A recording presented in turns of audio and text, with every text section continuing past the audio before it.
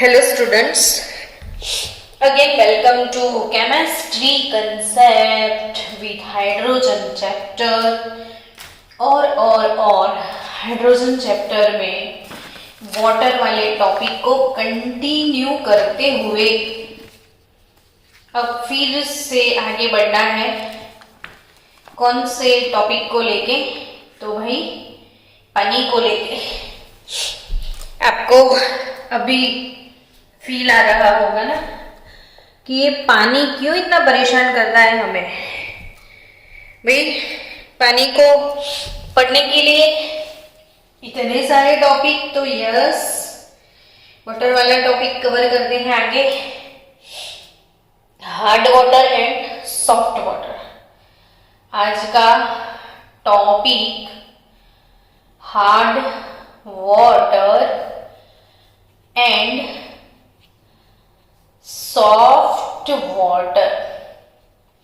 अब ये नई चीज आई, हार्ड वाटर। वाटर हमेशा सॉफ्ट होता है, एकदम सॉफ्टी सॉफ्टी सा लगता है। और मैडम आप बोल रहे हो कि ये हार्ड नहीं, हमने हार्ड वाटर नहीं देखा कभी। यही फीलिंग आपके मन में आ रही है ना? तो भाई यही फीलिंग को फिर आगे बढ़ाते हैं कि what is hard water, what is soft water, है ना? तो चलो हार्ड वाटर सॉफ्ट वाटर पढ़ लेते हैं इसको। हार्ड वाटर भी इतना भी हार्ड नहीं होता है, लेकिन हार्ड ऐसा वर्ड क्यों दिया फिर, तो समझते हैं। रेन वाटर की बात करते हैं, रेन वाटर। तो जो भी रेन वाटर है ना, वो एकदम कंप्लीटली प्योर वाटर होता है। प्योर वाटर मीन्स उसमें वाटर होता है और बहुत सारी स्पीसीज नहीं होती है। तो ये प्योर वाटर का धीरे धीरे क्या हाल होता है वो समझते हैं कि रेन वाटर जब आया तो प्योर था, बट अब इसके साथ पनौती स्टार्ट हुई। कहां से? तो बोले एटमॉस्फेयर से, क्योंकि रेन वाटर को कहां से गुजरना पड़ता है, तो एटमॉस्फेयर से गुजरना पड़ता है। एटमॉस्फेयर में क्या है? तो एटमॉस्फेरिक गैसेस, एटमॉस्फेरिक गैसेस जैसे carbon dioxide, sulphur dioxide, sulphur trioxide, और अब तो बहुत सारे गैसेस ड्यू टू पॉल्यूशन, है ना? तो ये सारे जो गैसेस है ना, वो पानी में डिसॉल्व हो जाएंगे। फॉर एग्जाम्पल, कहीं H2O में डिसॉल्व हो गया कार्बन डाइऑक्साइड, तो एक एसिड जनरेट हो जाएगा, कार्बोनिक एसिड। कहीं सल्फर डाइऑक्साइड डिसॉल्व हो गया तो सल्फ्यूरस एसिड, ये डिसॉल्व हो जाएगा तो सल्फ्यूरिक एसिड। यानी बच्चों, रेन वाटर जब एटमॉस्फेयर से पास हो रहा है तो ड्यू टू एटमॉस्फेरिक गैसेस वो थोड़ा सा एसिड हो जाता है। अगेन ये जो रेन वाटर है, वो rain water are available as solid, liquid and gas on the surface of the earth. Solid, liquid और gas, rain water available on a earth surface, solid, liquid and gaseous phase. तो फिर से हंसी आ जाएगी क्या madam आप भी? Yes, क्यों? सॉलिड फेज में नहीं अवेलेबल है, ग्लेशियर्स, आइस, पोलर रीजन में जाओ तो वाटर एग्जिस्ट एज आइस। अर्थ की सरफेस में, लेक्स में, पॉन्ड्स में, ओशन में वो लिक्विड फॉर्म में है। और एटमॉस्फेरिक मॉइस्चर जो भी है, तो एटमॉस्फेरिक मॉइस्चर में वो एटमॉस्फेरिक मॉइस्चर जो है वो इसमें गैसियस फॉर्म में वाटर होता है। सो thus in any kind of water some type of impurities are present and as it can easily flow, it flows on the surface of the earth.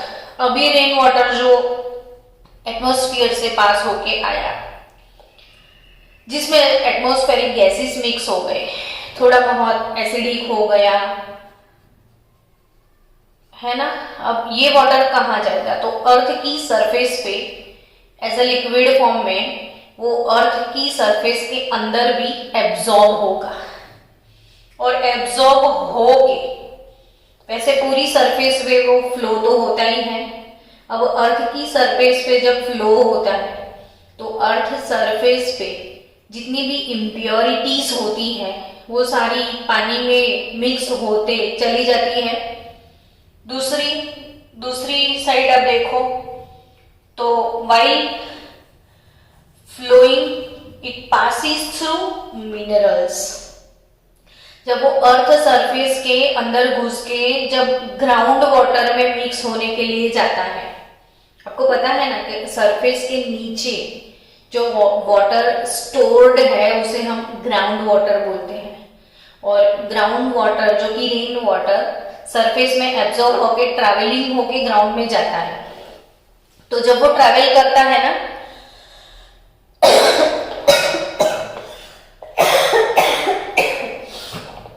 Wait for 1 minute.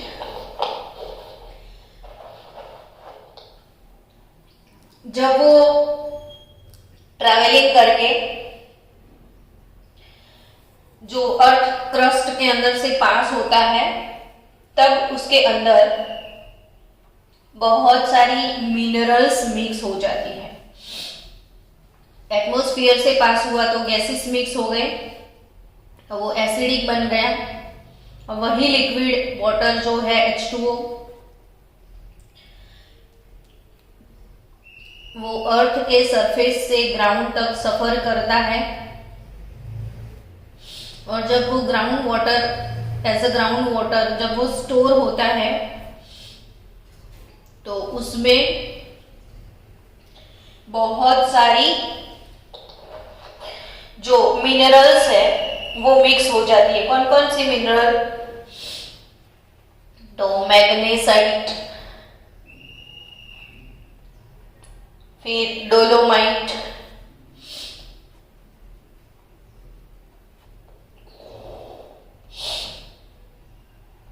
Etcetera, फिर magnesium. Wait करना बच्चों। तो ये जितनी भी minerals है जैसे calcium carbonate, तो ये सारी जो मिनरल्स है जो वाटर के अंदर डिसॉल्व हो जाती है, और वाटर जब as a ground water store होता है तो उसके अंदर बहुत सारे सॉल्ट आ जाते हैं। तो वाटर के अंदर जो डिसॉल्व सॉल्ट है वो डिसॉल्व सॉल्ट जनरली क्या होते हैं? तो सोडियम प्लस, याद रखना बच्चों, sodium plus calcium plus 2, magnesium plus 2, उसके सल्फेट, उसके क्लोराइड और उसके बाइकार्बोनेट सॉल्ट। यानी ये 3 कैटायन 3 एनायन मैंने ऐसे सेपरेट करके लिख दिए। फिर से समझो कि रेन वाटर एटमॉस्फेयर से पास होता है तो एटमॉस्फेरिक गैसेस इसके अंदर मिक्स होने की वजह से वो एसिडिक हो जाता है। अब ऐसा वाटर जब अर्थ क्रस्ट के अंदर से पास होता है तो बहुत सारी मिनरल्स उसमें डिसॉल्व हो जाती हैं, और तब जाके जो ग्राउंड वाटर बनता है उसमें sodium plus calcium 2, magnesium 2, sulphate, chloride, bicarbonate के सॉल्ट होते हैं। सॉल्ट यानी सोडियम का salt, sodium sulphate, sodium chloride, sodium bicarbonate, calcium का salt, calcium sulphate, calcium chloride, calcium bicarbonate, magnesium का salt, magnesium sulphate, magnesium chloride और magnesium bicarbonate. तो इतने सारे सॉल्ट पानी में प्रेजेंट होते हैं। तो ऐसा पानी जिसमें बहुत सारे ऐसे सॉल्ट प्रेजेंट होते हैं, वही वाटर होता है हार्ड वाटर। तो बोर करके घर में बोरवेल मतलब बोरवेल से जो पानी निकलता है, बोरिंग करके जो हम पानी निकालते हैं, वो जनरली हार्ड वाटर होता है, क्योंकि उसमें बहुत सारे ऐसे मिनरल्स, सॉल्ट प्रेजेंट होते हैं, तो वो है हार्ड वाटर। तो बच्चों, what is hard water concept clear? तो हार्ड वाटर वो होता है जिसमें कैल्शियम 2 मैग्नीशियम 2 सोडियम के क्लोराइड, सल्फेट और बाइकार्बोनेट सॉल्ट प्रेजेंट होते हैं। अब ऐसा जो पानी है, वो पानी, इसकी डेफिनेशन क्या लिखें हम? अगर एग्जाम में पूछ लिया मैडम, तो हार्ड वाटर की डेफिनेशन हमें क्या लिखनी है ना? वो क्वेश्चन होता होगा। तो आपको लिखना है डेफिनेशन हार्ड वाटर के लिए कि the water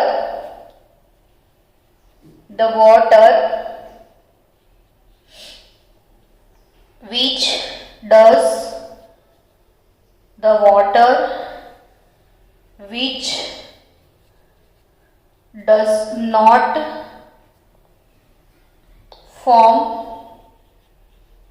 does not form lather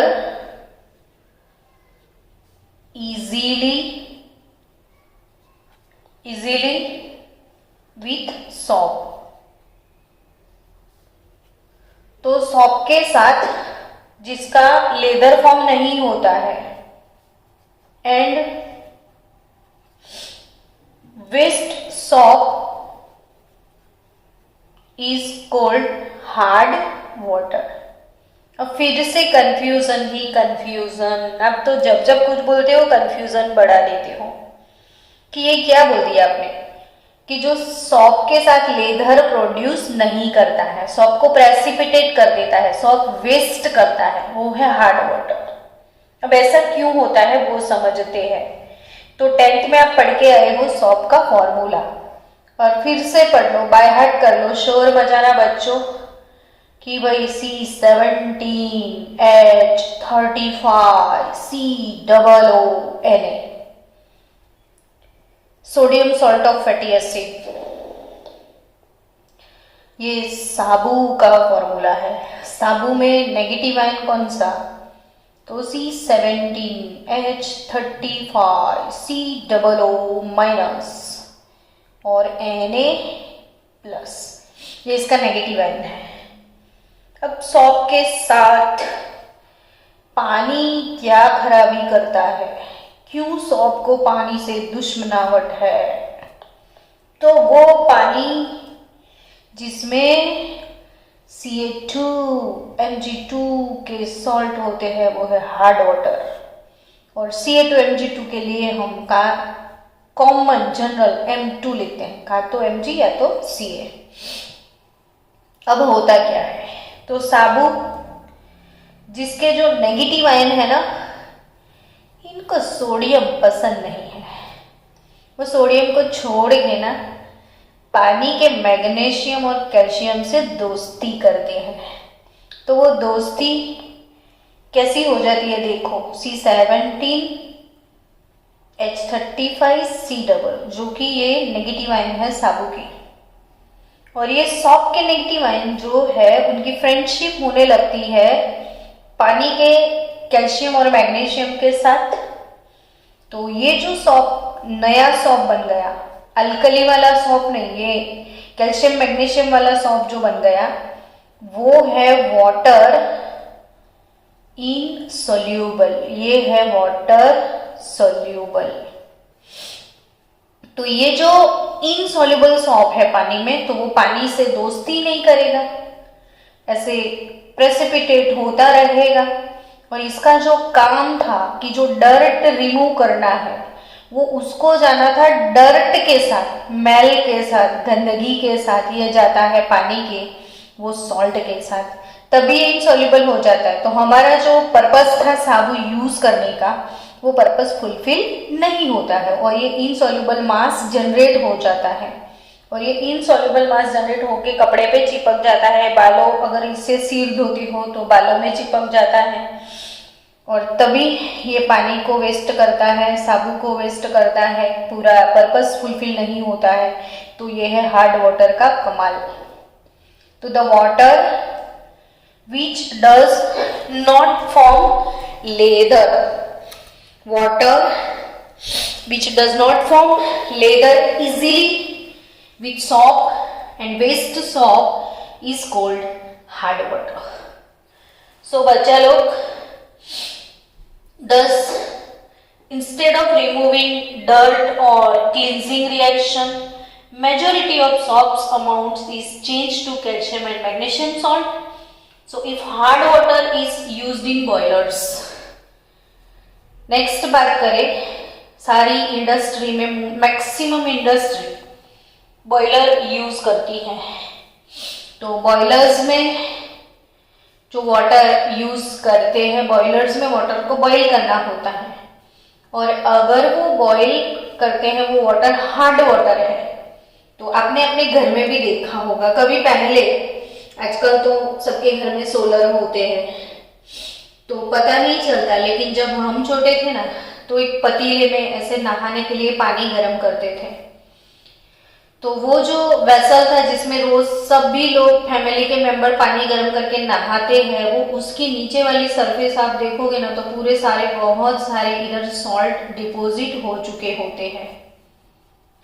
तो तभी पता चलता है कि जो हम वाटर बॉईल करते हैं अगर वो हार्ड वाटर है तो पतीले के नीचे बहुत सारे सॉल्ट ऐसे जमा हो जाते थे। वैसा ही से अगर बॉयलर्स के अंदर हार्ड वाटर आप गर्म करोगे तो बॉयलर्स की जितनी पाइप्स है सब में ये सॉल्ट डिपॉजिट हो जाएगा और किसी न किसी दिन बॉयलर फट जाएगा, ब्लास्ट हो जाएगा।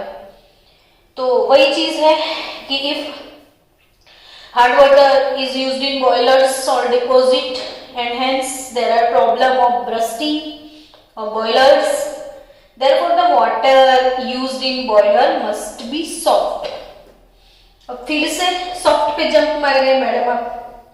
तो यस, हार्ड वाटर वो होता है, फिर से एक बार बता दूं, जिसमें Ca+2 Mg+2 उसके सल्फेट, उसके क्लोराइड, उसके बाइकार्बोनेट सॉल्ट प्रेजेंट होते हैं, वो हार्ड वाटर। अब ये सारे सॉल्ट निकाल दो तो वो सॉफ्ट वाटर है ना। तो सॉफ्ट वाटर किसको बोलते हैं कि water without salt, water without salt. तो ये जो वाटर की हार्डनेस है वो सारे सॉल्ट है, और उस हार्डनेस को अगर रिमूव कर दिया तो जो पानी मिलेगा वो हो जाएगा सॉफ्ट वाटर। चलो हार्डनेस की बात की जाए तो हार्डनेस ऑफ वाटर कितने टाइप के होते हैं वो समझ लेते हैं। तो water hardness is of two type. Water hardness is of two types. एक है टेम्पररी हार्डनेस और दूसरा है परमानेंट हार्डनेस। एक टेम्पररी हार्डनेस और दूसरा है परमानेंट हार्डनेस। तो टेम्पररी हार्डनेस और परमानेंट हार्डनेस में क्या डिफरेंस है बच्चे भूल जाते हैं, रट्टा मार लेते हैं, समझ के करना। टेम्पररी वर्ड से ही पता चल जाता है कि इजीली रिमूव हो जाता है, परमानेंट वर्ड से पता चलता है कि थोड़ी रिमूव होने में देर लगती है। तो व्हाट इज टेम्पररी हार्डनेस? तो in temporary hardness the salt of calcium and magnesium, जो भी है कैल्शियम 2 और मैग्नीशियम 2, इसके अगर बाइकार्बोनेट सॉल्ट प्रेजेंट है तो ये टेम्पररी हार्डनेस। और कैल्शियम और मैग्नीशियम के अगर क्लोराइड और सल्फेट सॉल्ट प्रेजेंट है तो वो परमानेंट। कैल्शियम और मैग्नीशियम के क्लोराइड और सल्फेट सॉल्ट प्रेजेंट है तो वो परमानेंट हार्डनेस, और बाइकार्बोनेट सॉल्ट प्रेजेंट है तो वो टेम्पररी हार्डनेस। तो बेसिक डिफरेंस ये आपको याद रखना है कि कौन से सॉल्ट प्रेजेंट है। फिर से एक बार लिख दूं, हम बात करने के लिए जा रहे हैं टेम्पररी हार्डनेस के बारे में। तो टेम्पररी हार्डनेस क्या होता है? तो टेम्पररी हार्डनेस जो भी है वो because of temporary hardness is because of salt of Ca+2 and Mg+2 with bicarbonate ion. तो जब bicarbonate, calcium bicarbonate CaHCO3 twice and MgHCO3 twice, ये दोनों सॉल्ट अगर पानी में प्रेजेंट है तो वो है टेम्पररी हार्डनेस। वो टेम्पररी हार्डनेस को रिमूव कैसे किया जाए? टेम्पररी हार्डनेस को कैसे रिमूव करना है वो सीखते हैं। तो इसमें सबसे पहला मेथड है by boiling of water. By boiling of water, पानी को अगर मैंने बॉईल कर लिया तो बॉईल करने की वजह से बाइकार्बोनेट सॉल्ट जो है वो रिमूव हो जाते हैं। अब कैसे रिमूव हो जाते हैं वो समझते हैं। सो बच्चा लोग, ड्यूरिंग बॉइलिंग बाइकार्बोनेट सॉल्ट, जो भी है ना, मैं कंसेप्चुअली पढ़ा रही हूँ, रट्टा मत मारना। अगर बच्चा कंसेप्ट समझ गया ना तो पूरा टॉपिक कोई दम नहीं है इसमें। तो अगर आप रट्टा मारोगे तो मर जाओगे सब। सो रटना मना है, हाँ प्लीज बच्चों। इसलिए मैं छोटी छोटी चीजों को इतना प्रेशराइज कर रही हूँ। ड्यूरिंग बॉइलिंग होता क्या है? तो जो बाइकार्बोनेट है which is soluble in water, bicarbonate पानी में सोल्यूबल है। अगर मैंने बॉईल कर लिया, गर्म कर लिया, तो it is converted into carbonate which is insoluble in water. Obviously मैंने गर्म कर दिया पानी को तपेले में लेके या पतीले में लेके, तो बाइकार्बोनेट कन्वर्ट कार्बोनेट में हो गया और वो इनसॉल्युबल था, इसीलिए वो पतीले के नीचे की सरफेस पे वो डिपॉजिट हो जाता है कार्बोनेट सारा। तो पानी से तो कार्बोनेट चला गया। तो समझे आप? तो फर्स्ट मेथड कौन सा है? Boiling method. सो बॉईल करने से क्या होता है? तो अगर मैंने मैग्नीशियम बाइकार्बोनेट को बॉईल कर लिया तो on heating it is converted into magnesium hydroxide और carbon dioxide gas 2CO2। Calcium bicarbonate जो है उसको गर्म करेंगे आप तो मिलेगा कैल्शियम कार्बोनेट और H2O प्लस CO2। सो बच्चों, आपको ये समझना है कि कैल्शियम बाइकार्बोनेट को गर्म करोगे तो आपको मिलेगा कैल्शियम कार्बोनेट। मैग्नीशियम बाइकार्बोनेट को गर्म करोगे तो मैग्नीशियम हाइड्रोक्साइड और कार्बन डाइऑक्साइड गैस निकल जाएगा। तो इधर आपको ये समझना है कि MgOH twice as compared to that of MgCO3, that MgOH twice is precipitate। यानी ये जो गर्म थोड़ा सा हीटिंग करने की वजह से कार्बोनेट में कन्वर्ट होता है, उसको और हीट करो तो हाइड्रोक्साइड में चला जाता है। और ये जो हाइड्रोक्साइड है which is insoluble, again carbonate which is insoluble, और जो इनसॉल्युबल होते हैं वो प्रेसिपिटेट हो जाते हैं। और फिल्टर कर लो पानी को तो ऑन फिल्ट्रेशन ये इम्प्योरिटी रिमूव हो जाएगी और hard water become soft water. दूसरा मेथड है क्लर्क्स मेथड।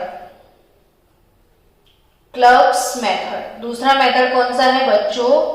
Clerk method. अब क्लर्क मेथड में क्या होता है? तो इन दिस मेथड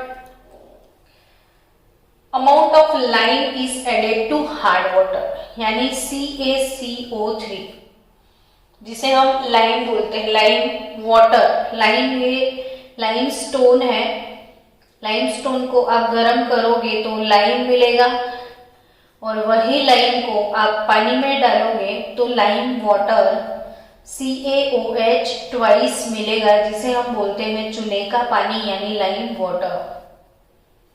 तो चूना लगाना है भाई इसकी इम्प्योरिटी को। क्या लगाएंगे हम? चूना। तो क्लर्क मेथड में अगर कैल्शियम बाइकार्बोनेट, उसमें थोड़ा सा आपने डाल दिया लाइम वाटर, क्योंकि इंडस्ट्री में बॉयलर में जो पानी यूज होता है वो हार्ड नहीं होना चाहिए, तभी ये लोग पूरे हार्ड वाटर को सॉफ्ट वाटर बनाने का प्लांट होता है और इसमें ये सारी चीजें होती हैं। तो CaHCO3 twice plus COH twice is 2CaCO3 plus 2H2O। तो ये बाइकार्बोनेट जो है it converts into carbonate, this is insoluble mass, this is soluble. तो इनसॉल्युबल हो जाता है, फिल्टर कर लो। या फिर मैग्नीशियम बाइकार्बोनेट जो भी सॉल्ट है पानी के अंदर, उसको भी लाइम वाटर के साथ रिएक्ट करवाओ, तो you will get calcium carbonate, उसके साथ मैग्नीशियम हाइड्रोक्साइड प्रेसिपिटेट होगा और रेसिड्यू वाटर वो तो है। तो इधर भी ये जो सॉल्युबल मास था वो सारा इनसॉल्युबल मास में कन्वर्ट हो गया। तो ऐसे पानी को फिल्टर कर लो। चलो फिर से एक बार बता दूं कि टेम्पररी हार्डनेस को कैसे रिमूव किया जाता है। तो फर्स्ट मेथड है बाय बॉइलिंग वाटर। तो इसका बेसिक कंसेप्ट क्या है कि वाटर को बॉईल करने से जो बाइकार्बोनेट इम्प्योरिटी है वो कार्बोनेट में कन्वर्ट हो जाती है। अब bicarbonate soluble in water, carbonate insoluble in water, तो उसके प्रेसिपिटेट्स आ जाते हैं, फिल्टर कर लो, पानी साफ हो जाता है। क्लर्क मेथड, क्लर्क मेथड में ऐसा बोलते हैं कि लाइम वाटर ऐड करना होता है, चूना डालना होता है पानी में, चूने का पानी। तो लाइम वाटर यानी COH ट्वाइस डाल दो पानी में, तो कैल्शियम कार्बोनेट इनसॉल्युबल सब्सटेंस की तरह वो प्रेसिपिटेट होगा और इसमें भी डालो तो कैल्शियम कार्बोनेट इनसॉल्युबल प्रेसिपिटेट हो जाएगा और ये इनसॉल्युबल है तो आप फिल्टर करके उसको निकाल सकते हो। तो ये हो गई टेम्पररी हार्डनेस रिमूव। और कोई मेथड है टेम्पररी हार्डनेस को रिमूव करने के लिए? तो है ना, बस ये दो मेथड है, sorry, boiling by boiling water and दूसरा क्लर्क मेथड। अब हमको नेक्स्ट लेक्चर में सीखना है परमानेंट हार्डनेस को कैसे रिमूव किया जाए। तो परमानेंट हार्डनेस को रिमूव करने के मेथड्स हम डिस्क्राइब करते हैं। चलो, तो how to remove permanent hardness, क्या ऐसा करते हैं उसके लिए एक अलग लेक्चर बना देते हैं। तो नेक्स्ट लेक्चर में हम लोग परमानेंट हार्डनेस को रिमूव करेंगे।